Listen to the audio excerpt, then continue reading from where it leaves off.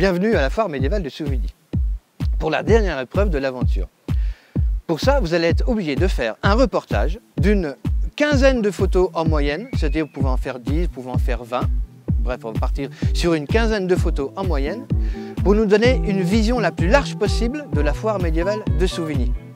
Pour vous aider dans votre démarche, je vais vous donner 4 passes qui vont vous permettre d'accéder à tous les spectacles gratuitement,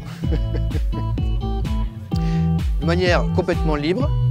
Comme ça, vous pourrez faire le boulot que vous voulez, dans les conditions que vous voulez, et nous donner le meilleur reportage possible. Donc pour ce reportage, ça va consister à nous faire un reportage le plus vaste possible. Donc vous allez être obligé de faire des photos dans l'après-midi, des photos dans la soirée, des photos de musique, des photos de spectacle, des photos de feu. Donc le truc le plus vaste possible, de manière à nous donner la meilleure image possible de la fête médiévale de Souvigny, pour donner envie aux gens de revenir l'année prochaine. Dernière précision, c'est moi qui vais noter votre reportage. Début août, Souvigny organise une reconstitution fidèle d'une foire médiévale. Entre chevaliers, jongleurs, troubadours, cracheurs de feu, des professionnels venus de toute l'Europe viennent jouer le jeu à côté de chez vous. Cette année, la petite ville organise les 20 ans. Petits et grands viennent se plonger dans une ambiance conviviale et chaleureuse. Tom connaît cet endroit comme sa poche et les candidats vont donc devoir être très originaux dans leurs clichés. Entre spectacles, photos de rue, le reportage résume toute l'aventure.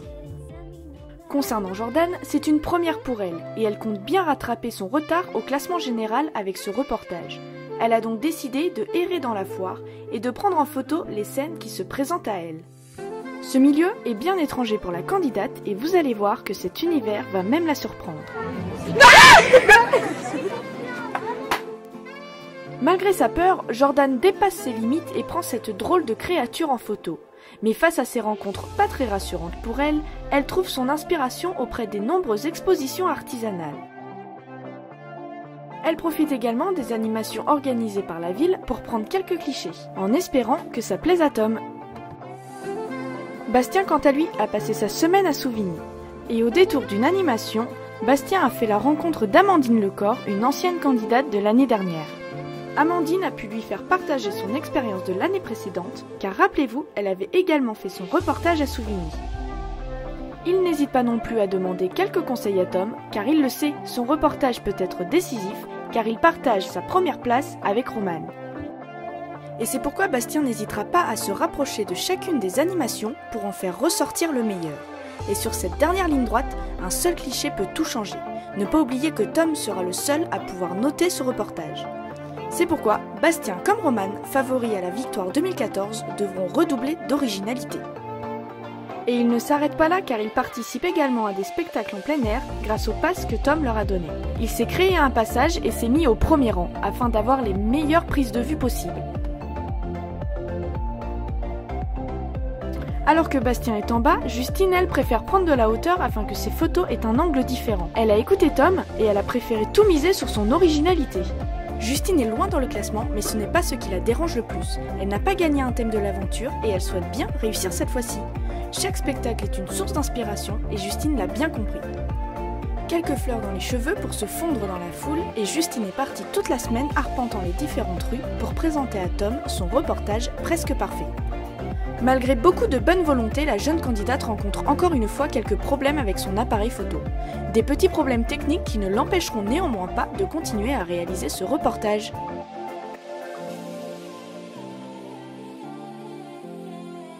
Mais Justine n'a pas l'air très satisfaite de son travail et a peut-être une idée. Elle demande à son petit cousin venu pour l'occasion de poser pour elle. Et un shooting improvisé est organisé en plein milieu de Souvigny. Partie dans sa lancée, Justine ne s'arrêtera pas là et prendra son rôle très à cœur. Elle demandera des poses bien précises à son cousin. Attention néanmoins à la mise en scène, un reportage n'est pas un shooting. Coup d'œil à présent sur Romane qui a fait un très mauvais départ dans l'aventure mais qui finalement se retrouve aujourd'hui en tête aux côtés de Bastien. En attendant que Tom et les internautes les départagent, les deux candidats vont devoir se différencier. Nous avons vu la stratégie adoptée par Bastien et vous allez voir que celle de Romane reflète sa personnalité. Elle se retire donc dans les jardins de Souvigny. Moins de foule et plus de tranquillité, c'est sûr que les autres candidats n'ont pas pensé à ça. Une nature encore protégée et conservée, des clichés idéaux pour Romane.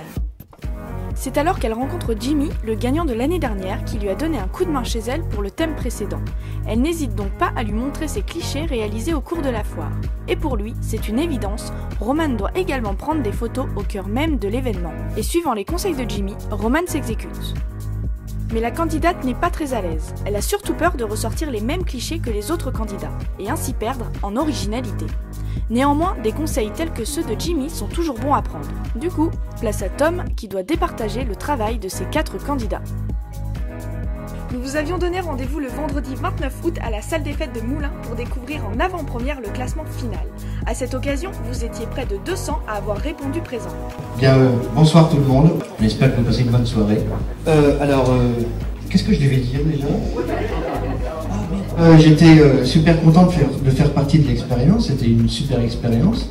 J'ai appris plein de trucs.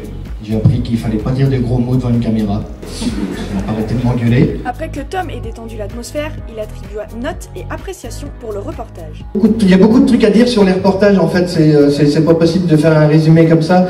Il y a un truc que je reproche dans tous les reportages, dans les 4 reportages, c'est qu'on n'a pas senti assez l'ambiance de la foire médiévale de Souvigny.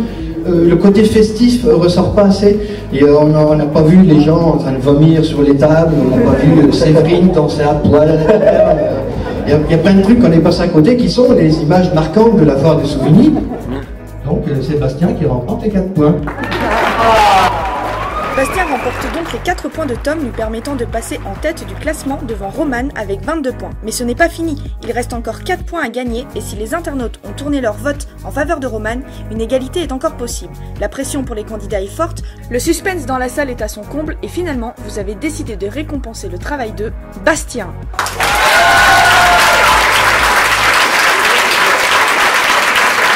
Donc moi, je vais remercier déjà tout le monde qui est ici, tous ceux qui ont voté pour moi, mais aussi Bouche-toi Moulin, parce que c'était une belle aventure.